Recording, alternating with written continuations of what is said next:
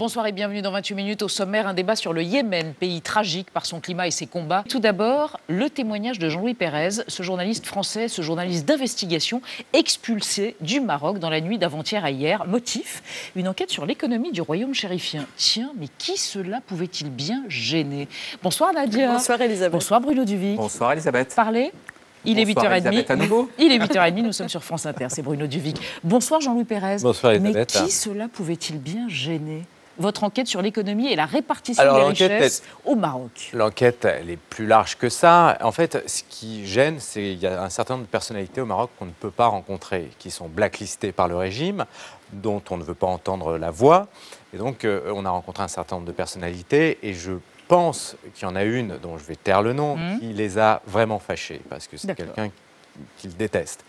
Et je crois qu'à partir de là, tout a commencé. Voilà. Alors, un petit rappel en images, et on vous retrouve juste après l'Expresso de Thibault Nolte.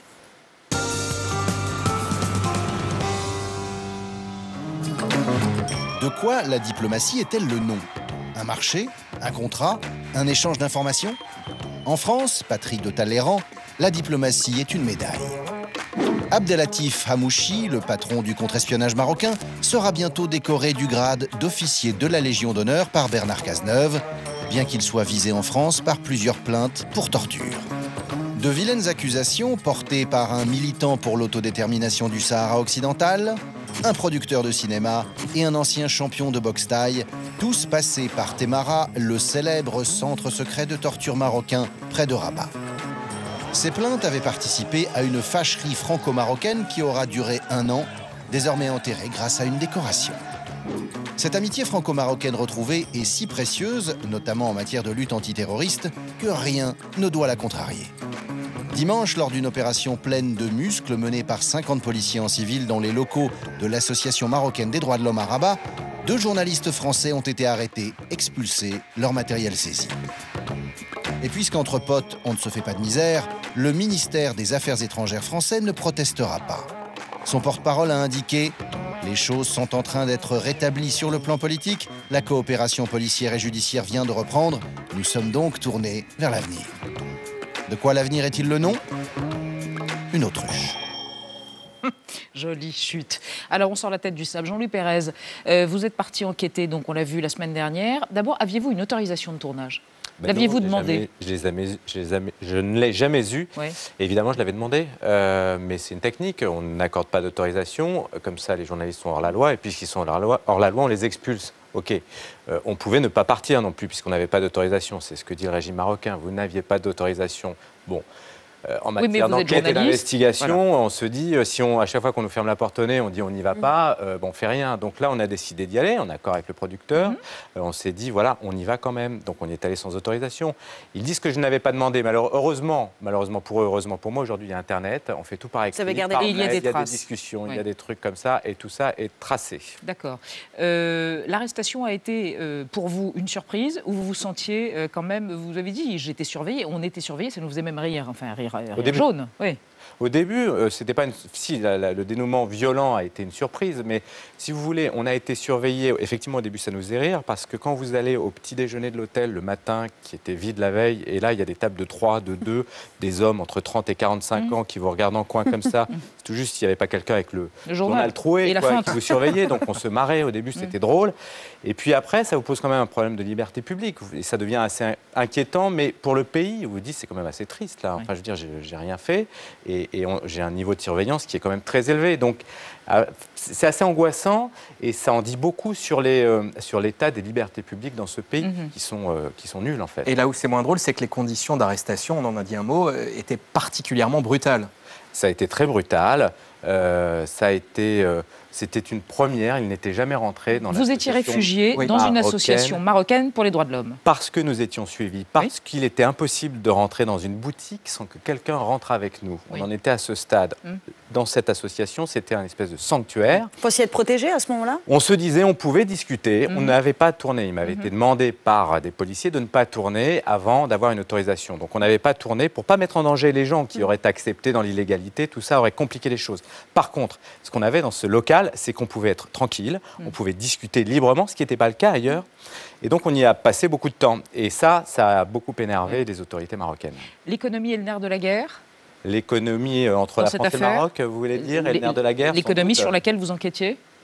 Mais je n'enquêtais pas que sur l'économie, le sujet était plus vaste et je vais être un peu discret là-dessus, je le répète, parce que ça va être très compliqué de continuer cette enquête, puisque bon, voilà, mon nom est maintenant associé à une espèce de problème avec ce pays. Donc, il y a plusieurs sujets qui sont tabous. L'économie est un problème, les libertés publiques sont un problème, les droits de l'homme sont un problème, à un point qu'on n'imagine pas, en fait. Que vous n'imaginiez pas? Que je n'imaginais pas, non. Et mon aventure personnelle renforce mes convictions, enfin, qui n'en étaient pas, mais qui le sont devenus. Alors, on a parlé de réelle politique, de raison d'État. Est-ce que vous avez été rendu amer par la réaction, plutôt l'absence de réaction, ou l'embarras du ministère des Affaires étrangères quant à cette arrestation? C'est surréaliste. Quand j'ai appelé, j'ai eu en ligne plusieurs fois la personne de l'ambassade au téléphone dans la journée, 2 ou 3 fois le matin, où je lui expliquais que ça n'allait pas, qu'on était suivi d'un peu trop près, que j'étais quand même ressortissant français, que je aurais voulu en savoir un petit peu plus. La deuxième fois que j'ai appelé cette personne, elle m'a répondu, écoutez, je suis en train de faire un jogging, rappelez-moi dans une demi-heure. C'est ce qu'elle m'a répondu. J'ai rappelé plusieurs fois. Au moment de là, je lui ai parlé, hein, mais jamais, enfin c'était oui, bonjour, j'avais l'impression de déranger. Au moment où on s'est fait arrêter, je l'ai quand même appelé, je lui ai dit, écoutez, là il se passe quelque chose de très grave, j'ai 30 policiers sous les yeux qui sont en train de forcer un local à coups de marteau, je suis ressortissant français, est-ce qu'il n'y a pas quelque chose à faire? Et on m'a dit, débrouillez-vous. Et puis il n'y a pas eu de réaction officielle du gouvernement français, du Quai d'Orsay. Enfin, on n'a pas pris de position pour vous, rapidement. On a dit, on est tourné vers la France est tournée vers l'avenir. Voilà, c'est ce qui a été dit à mon producteur Paul Moreira ou à Benoît Bringer à Première Ligne, rédacteur en chef, en tout cas eux qui géraient le dossier avec le Quai d'Orsay à Paris. On avait la même réaction, eux à Paris, moi sur le terrain. C'était, en fait, on était un grain de sable finalement, puisque Bernard Cazeneuve était là la veille pour décorer l'ancien patron du renseignement marocain. Après une année de brouille absolue entre les deux pays qui sont traditionnellement amis. Et qui ont intérêt, pour des raisons économiques et des raisons stratégiques, à renouer la coopération judiciaire dans le cadre de tout le terrorisme sahélo-saharien. Et c'est légitime de lutter et que la coopération est importante. Donc vous êtes un dommage collatéral. On a cassé l'ambiance et voilà, on est un peu un dommage collatéral. Nadia. Ouais, je crois qu'à ce stade, on ne s'étonne plus de rien, mais on peut quand même dire que la complaisance de la France à l'égard de la famille royale, à l'égard de Mohamed VI, va se nicher jusque dans l'Oise, dans un petit village qui s'appelle Betz. C'est là que le roi possède un coquet petit pied-à-terre, un château qu'il a hérité de son papa, où il se rend très régulièrement et à chaque fois, il est accueilli par des manifestants, par des Marocains qui sont installés en France et notamment par le collectif pour la dénonciation de la dictature au Maroc. Ils manifestent devant les grilles du château, en tout cas, ils essayent, parce qu'à chaque fois, Mohamed VI obtient des autorités françaises que les manifestations soient interdites. Ça s'est passé en 2012 notamment, et les manifestants avaient porté plainte pour abus de pouvoir. Et puis là, rebelote, vendredi, il y a une manifestation qui est prévue pour célébrer le 4e anniversaire du mouvement du 20 février, donc ce mouvement de contestation qui a été tué dans l'œuf. Le printemps arabe marocain qui n'a pas duré très longtemps. Et cette fois-ci, cette manif, elle n'est pas interdite. On leur a simplement demandé d'aller manifester quelques kilomètres plus loin. Et alors, dernier petit détail cocasse, l'adjoint au maire de ce village est aussi membre du groupe Amitié Union Européenne Maroc. Et il a donné une interview dans laquelle il disait que Mohamed VI était charmant et accessible. Est-ce qu'à votre connaissance, Mohamed VI, la famille royale, a d'autres propriétés en France? Est-ce qu'on a une idée de leur richesse et de leur patrimoine? On a une idée de leur richesse et de leur patrimoine qui est énorme, considérable. Et je pense d'après ce qu'on sait, la famille royale marocaine est plus riche que l'émir du Qatar. Le roi du Maroc est plus riche que l'émir du Qatar. Si vous donne une idée de sa fortune, elle a augmenté considérablement ces dernières années. Le père Hassan II était riche. Sous Mohamed VI, le fils est plus tourné vers l'économie que son père, qui était plus politique. Ouais. Il y a des raisons objectives à tout cela. Donc oui. Est-ce que vous pouvez imaginer qu'au vu des révélations qu'a fait le quotidien Le Monde la semaine dernière sur le scandale SwissLeaks et en l'occurrence sur de l'argent qui appartenait, je parle au conditionnel, à Mohamed VI et qui aurait été distrait en Suisse, donc un compte en Suisse, ce soit donc ce qui vous est arrivé, une mesure de rétorsion contre les journalistes, la liberté de la presse et certes le journalisme d'investigation sur le sujet qui clignote, l'économie, entre autres? Non, parce que je pense que c'est effectivement dans le cadre d'une coopération entre les deux pays. Et après un an de brouille, le Maroc a voulu montrer qu'il avait voulu donner des gages. Voilà. Donc je pense que c'est plus ça le sujet, l'économie. En fait, ce qu'on a trouvé sur le roi du Maroc en Suisse, qui est, d'après ses opposants, en interne qui connaissent le sujet illégal d'avoir un compte comme ça en Suisse. Pour la loi marocaine, le régime dit le contraire. Donc voilà, mais c'est presque 8 millions, si je ne dis pas de bêtises, sur un compte en Suisse. C'est rien comparé à la fortune du roi du Maroc. Donc c'est symbolique, et c'est très important que... Enfin, ça dit quelque chose. Après, 8 millions, à l'échelle de la fortune du roi du Maroc, c'est pas grand-chose.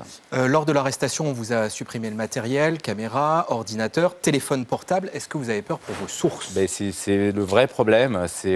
J'avais un téléphone marocain que j'avais acheté sur place pour travailler, et mon smartphone avec, comme nous tous, des réseaux sociaux, des mails. J'ai peur pour les gens que j'ai rencontrés. Et qui n'ont pas d'ailleurs forcément tous, enfin on n'a pas eu le temps d'enregistrer toutes les interviews, mais ouais, c'est un problème parce que voyant comment ça s'est passé, voyant comment ça se passe pour certains opposants là-bas, ouais, effectivement, on peut Enfin vraiment, je suis vraiment embêté pour ces gens-là, et je pense que les gens qui ont tout ça en ce moment sont en train d'éplucher ce qu'il y a dans tous ces appareils. Oui, c'est un problème. Merci Jean-Louis Pérez d'être venu témoigner au retour de votre expulsion. Vous avez néanmoins récupéré votre passeport, vos papiers d'identité. Merci encore et place à...